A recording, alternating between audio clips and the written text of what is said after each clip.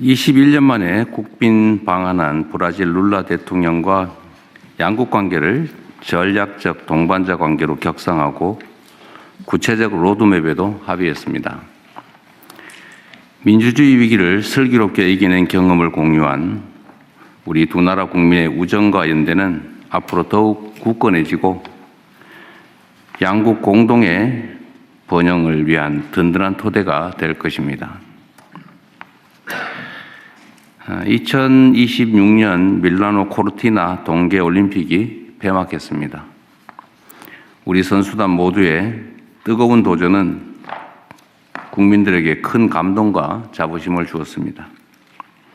스포츠 외교 측면에서도 값진 성과가 있었습니다. 팀 코리아 정신으로 국민에게 뜻깊은 겨울을 안겨주신 우리 선수단과 지원 스텝 여러분에게 감사드립니다. 우리 격려의 박수 한번 부탁드릴까요?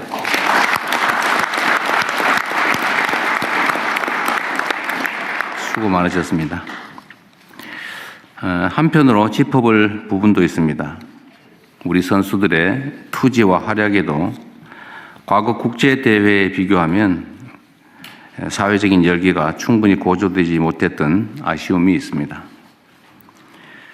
오는 6월에는 북중미 월드컵도 예정되어 있습니다.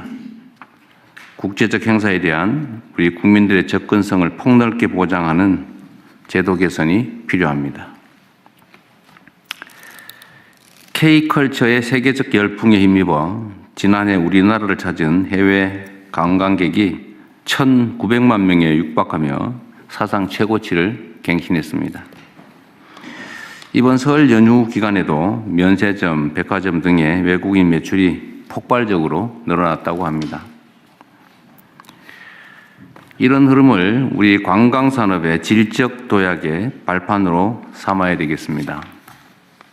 이를 위해서 특히 관광객의 80%가 서울에 편중되는 불균형에서 벗어나야 합니다. 지방주도, 지방 중심으로 관광산업 대전환이 이루어지면 좋겠습니다.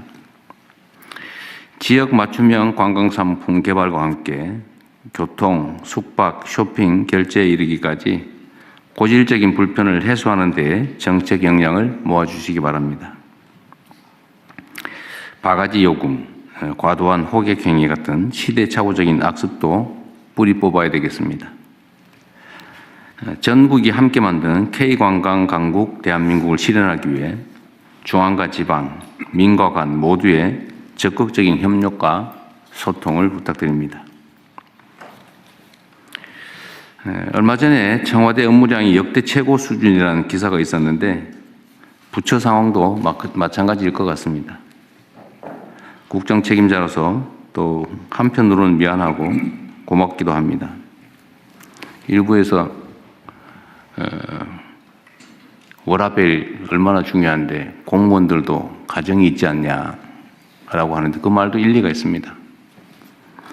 또 한편으로 보면 우리 공직자, 특히 고위공직자들의 손에 국가의 운명이 달려 있습니다. 워라밸도 좋긴 하지만 지금은 위기 비상 상황이라 모든 시간을 갈아 넣어도 부족할 정도입니다. 잠시 어렵더라도 잘 견뎌내 주시기를 부탁드립니다.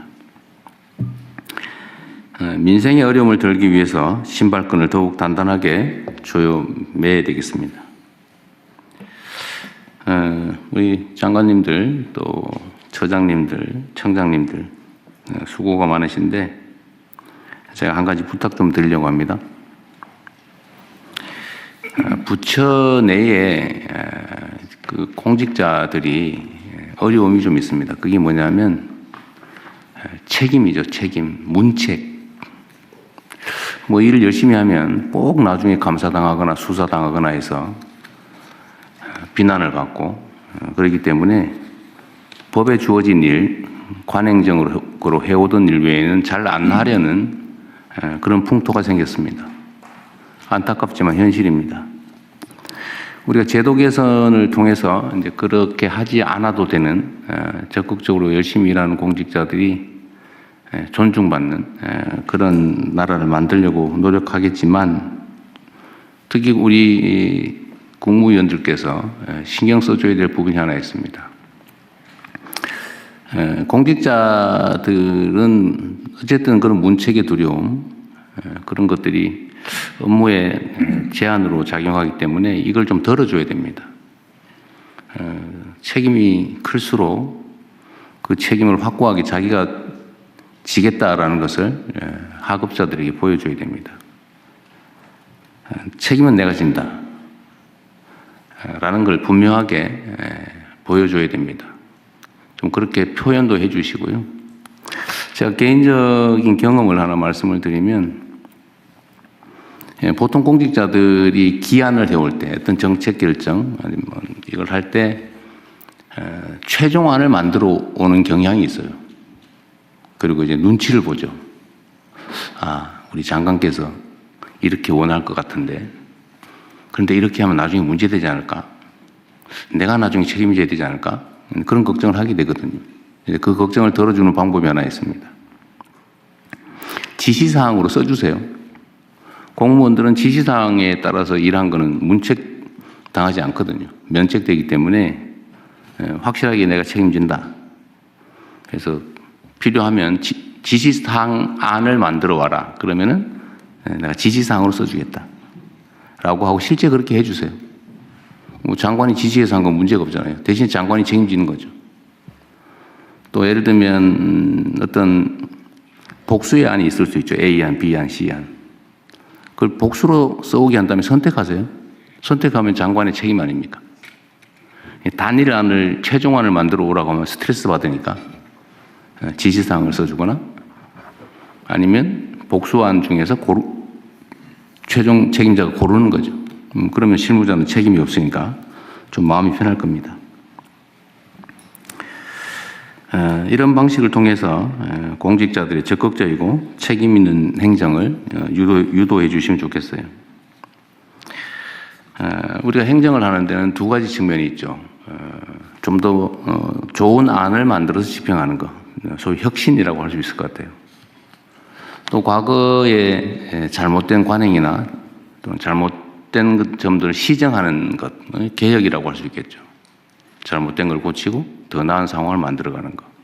이 개혁과 혁신이 적절하게 조화를 이루어야 되는데, 이 개혁을 하려다 보면, 좀 잘못된 걸 고치려다 보면 저항이 있게 마련입니다.